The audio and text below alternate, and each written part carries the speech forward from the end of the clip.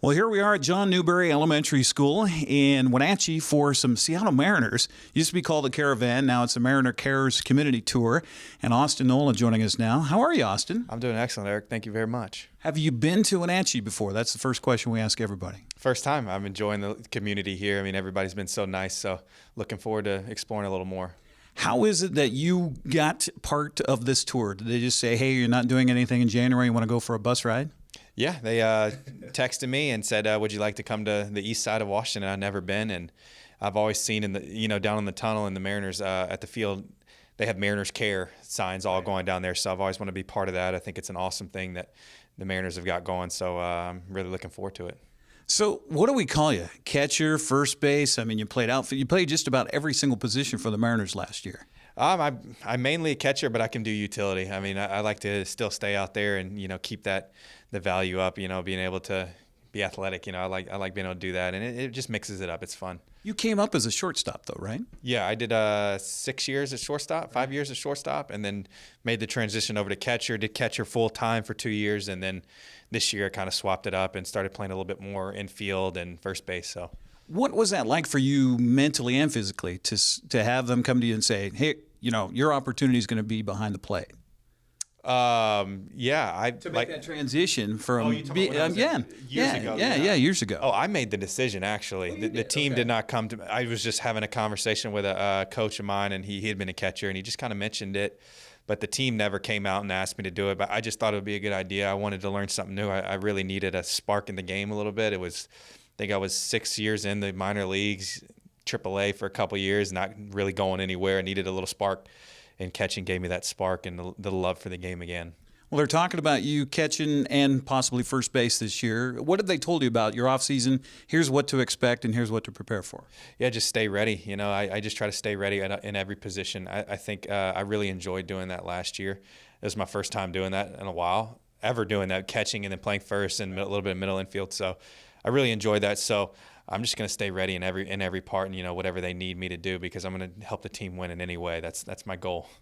What's the hardest thing about making that step up, not just for catching, but for just going to the major league level? Yeah, it's the speed of the game is much quicker. There's a lot more preparation involved, and that's fun. That's how you grow. It's how you get better, and especially the catching position, you got to be prepared. You got pitchers to be, responsibility. You got to be able to take care of all them as well and be ahead of the game. So I'm looking forward to that. Now, my dad and I are both former catchers as well, so we always watch, to see how well the guys work with the pitchers. And we were particularly pleased with how you worked with the Mariner pitchers last year. Talk about how much that is off the field versus on the field during a game. Yeah, it's a lot of effort. I mean, and I think that's the biggest thing. There's no secret brains to it. I think it just takes effort and it takes communication and learning their language a little bit and, stepping out of your comfort zone and going into theirs, and which is not always easy. Especially when you're on the other side of it in the middle infield and a position player in that respect, that you don't really get to know the pitchers that well.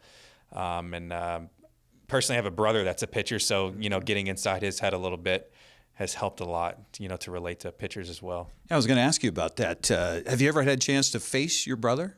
Never. I'm in college in an inter squad, but never in professional baseball. He spent half a year in the minor leagues before he's in the big leagues, and he hasn't ever gone back down in the minor leagues. So he's been up there for a while. So it's going to have to happen in the big leagues. Yeah. So let's talk about that with Phillies. So do you guys communicate often, keeping track of each other's days and how his pitching performance was, how your day at the plate was, that type of thing? Yeah, I always watch. If he's on TV, I always watch him as much as I can.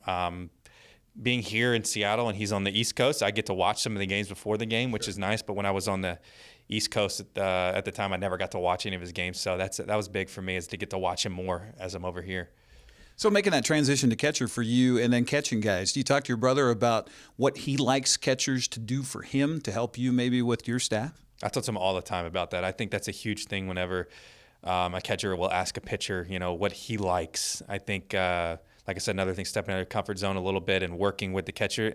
And I've always been taught that, pitcher's number one, catcher's number two in the book for a reason. We're there for the pitcher, and I think that's the biggest thing, is if you can take that mindset, you will learn a lot and grow within the pitching staff.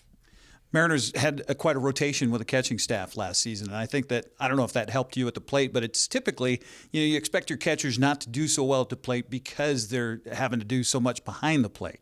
Would you like to maybe go counterintuitive to that and say, you know what, I can hit just as good?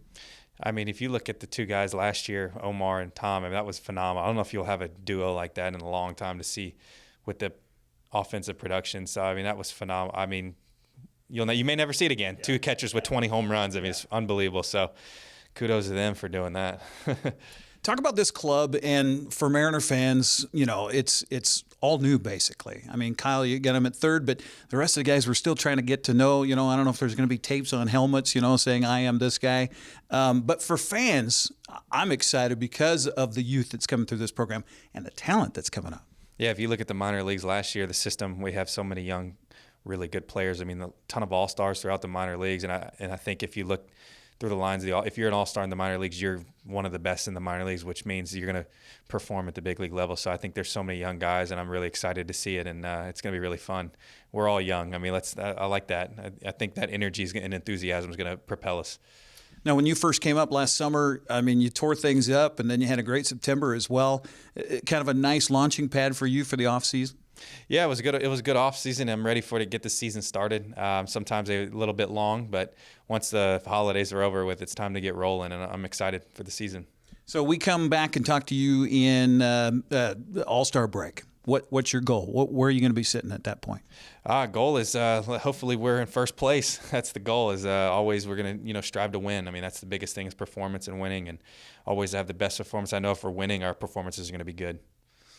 Well, best of luck this season. Thanks for taking the time. Thank you, Eric. Appreciate it. Austin Nola joining us here on the NCWLIFE channel.